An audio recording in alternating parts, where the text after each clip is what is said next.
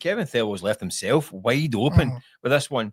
I mean, you're telling me, Rangers, when the takeover comes in, they're saying they want to be, they use the phrases like best in class and best practice and all that stuff. So you're looking for a head of recruitment. You hire consultants to kind of help with the search for these kind of roles. Yeah. Are you telling me that in the whole of global football market, that the best candidate for the job happens to be the sporting director's son? Yeah.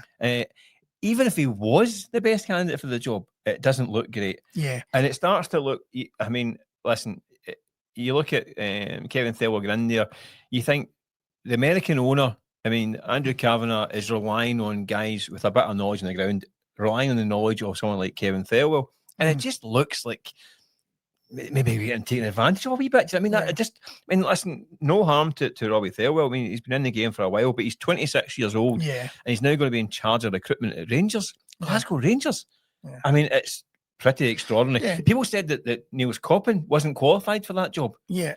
I mean, a vastly more experienced operator than Robbie Thellwell. Yeah, but we go back, Michael, you touched on it earlier, used to be, even if he is the best man for the job. So that's the point I'm making. But if they believe he is the best man, let's say, you know, his CV does qualify him for this position.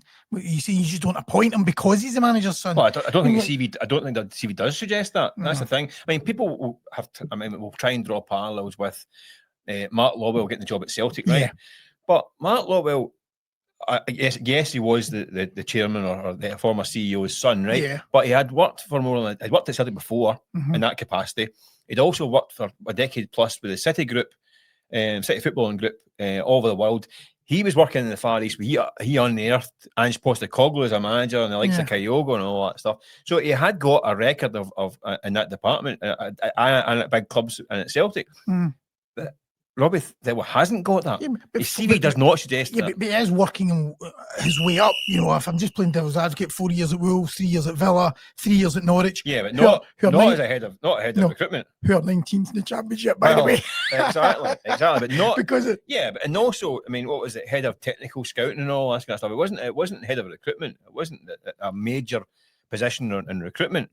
He might be the coming man. He might be the coming man, and they've unearthed a gem, and you're just. It could well be dismissing the guy because he's I'm not dismissing him because of that. I'm dismissing he's only 26. And at 26, I mean, I was living on cheesy pasta and going to dancing. So I certainly don't know how at 26 you can be qualified to do that job at Rangers. It's such an important job. It's the whole recruitment model is built on buying and selling players and wheeling and dealing. You think that's a big job for any.